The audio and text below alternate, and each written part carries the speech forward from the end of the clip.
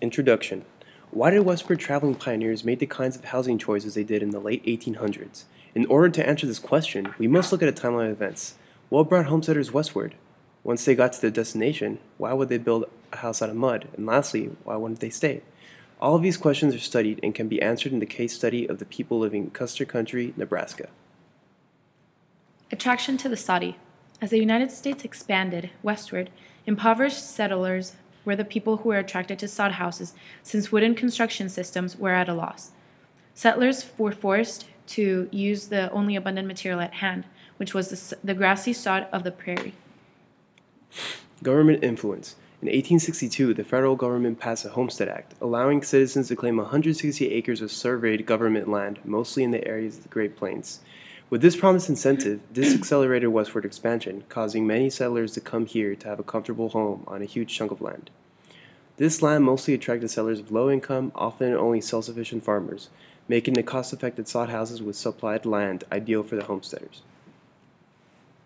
Why not a log cabin? In many areas of the Great Plains, people attempting to construct their homes could not find any available carpenters to hire due to the house building boom and had to turn to constructing soddies to put a roof over their heads fast. Materials. Being in the middle of the prairies, there weren't many trees to build homes. The pioneers first tried setting up their wagons as shelters, however, the strong Midwest winds were an issue.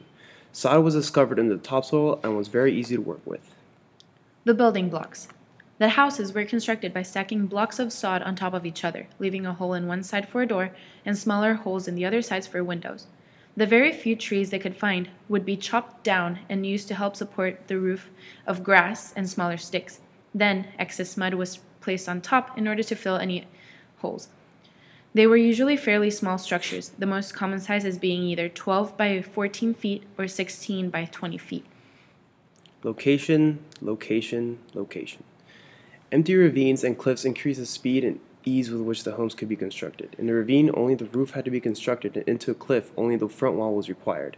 The manual labor required to construct these buildings was particularly demanding, requiring the use of wagons and horse teams that costed money, and even those could transport only a limited amount of sod bricks between the location. The location was also required to be near a water source in order to either draw river water or construct a well. The location and resources of the home, with respect to the land plot, heavily influenced the sod house's particular vernacular architecture. It also affected the comfort and activities of the settlers, such as weather exposure and their ability to keep livestock. Why a house of mud? The sod houses were warm in winter, described as only needing to light a fire in the evening to keep the house warm until morning, and they were also cool in the summer.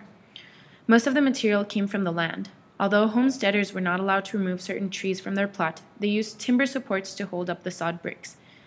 In addition, they were also fast to construct. Faults of the soddy home. The conditions of the plains were rough because they were barren and isolated. Normal prairie winds were enough to tear roofs from sod houses.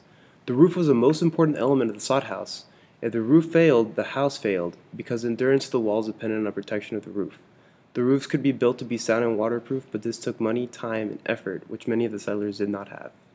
Popularity and decline of sod. The first transcontinental railroad was completed in 1869. The railroad made transportation of building materials from other states possible, but still expensive.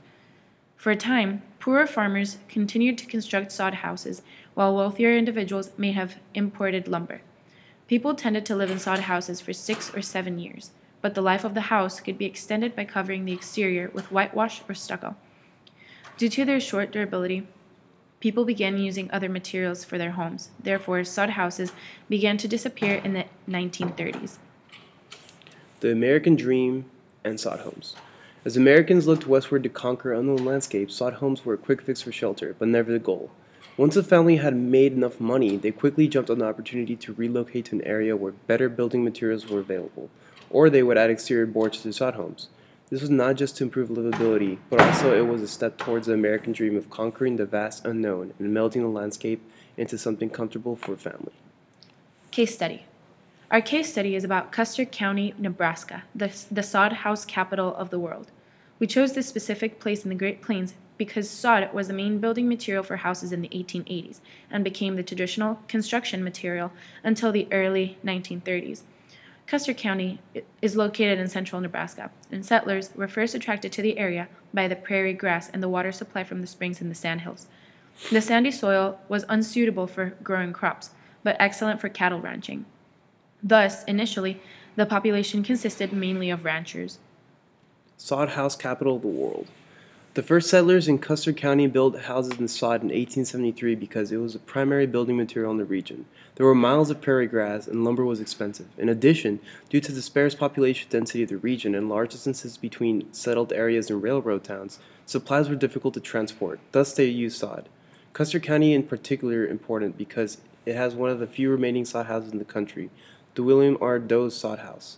This sod house was built around 1900 and has been preserved by the family until nowadays.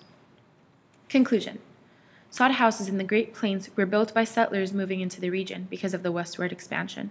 They built with mud due to the unavailability of other resources. Even though these houses had their benefits, they also had several limitations that resulted in their disappearance in the early 1930s.